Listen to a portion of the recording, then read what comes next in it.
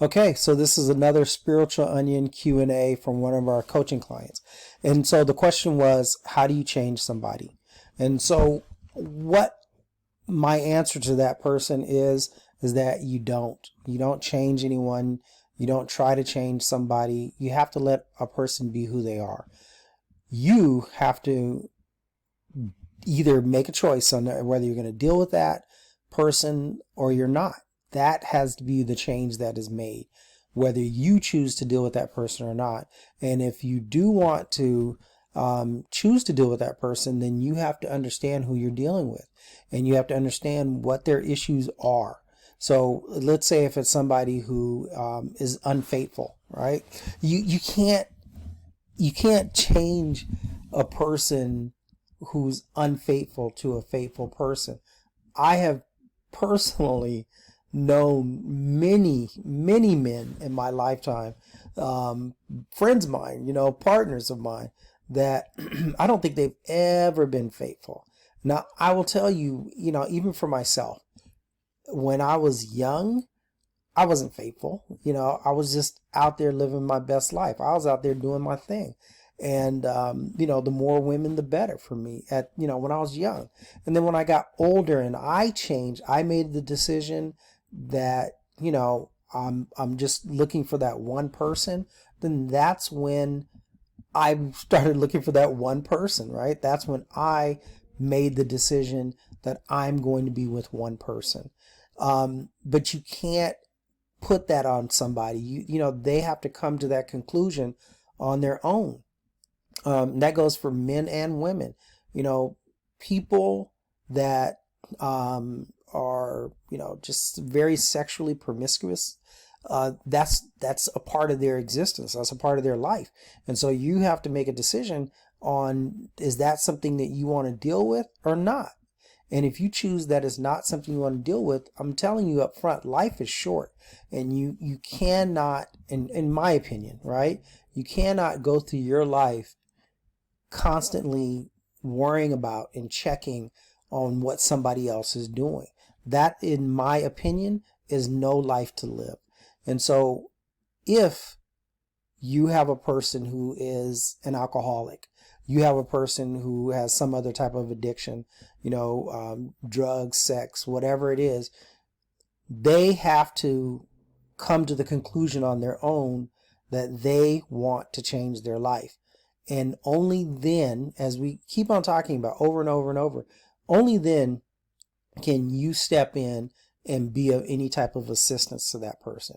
If somebody wants to make a change, and I'm not just talking about, where it's, oh my God, I just need to change, and they're emotionally involved for that moment in time, because something, drastic happens, which often occurs, right? So a lot of people that, let's say they have a drug addiction, and they OD or something of that nature, and they're afraid, and of course they're the first thing that they're going to do is they're going to say, I'm done, right? And because I've experienced that with family members, I had a brother who actually some really bad stuff happened, and when that happened, he was like, hey, I'm done with that I'm done with that life.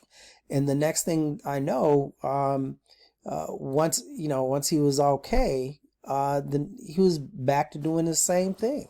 It took him making the decision that he no longer wanted to be out there like that on drugs for him to move. He literally had to move. He left the state. He was fortunate enough to be able to go and stay with family. He's completely changed his life. And the thing is that applies to everybody that I've ever known. I've known people that have sex addictions, and they literally married, unmarried, and then married again, unmarried, divorced basically. And, through all of that, nothing changes, right? So their sexual addiction follows them until they choose to make a decision to change that. And for a lot of them, I've known, several different guys I'm thinking of right now, they're straight up sex addicts. And so the only thing that has changed for them is that they're older now, so they're just not able to go out and attract women the way they were when they were younger. And so that's been the big difference. It's not that they've changed necessarily. It's just that the circumstances around them have changed. They don't have the capability. Now they're the old guy at the club. And so they're not able to, pick up the women in the same way that they used to. So, but they, at their core, are sex addicts. They, at their core, are people that need validation from a multitude of other people. And so can someone come into their life and change that? Absolutely not. Absolutely not. But what can happen is that once they have made the decision to make a change, whether it's somebody with a sex addiction or a drug habit, or they're alcoholics, whatever it is, once they've made that decision, then you can slowly, this is my opinion, right, from personal experience, you can slowly step in and help them without trying to, I can't think of the exact words I want to say. You can help them, but you can't be in front of them trying to pull them. You can't be behind them trying to push them. You have to walk alongside of them in their process. And so you have to be a help to them, but not somebody who's trying to, pull them into recovery or push them into recovery. You just have to be alongside of them. And so it doesn't really matter, what type of scenario you're dealing with.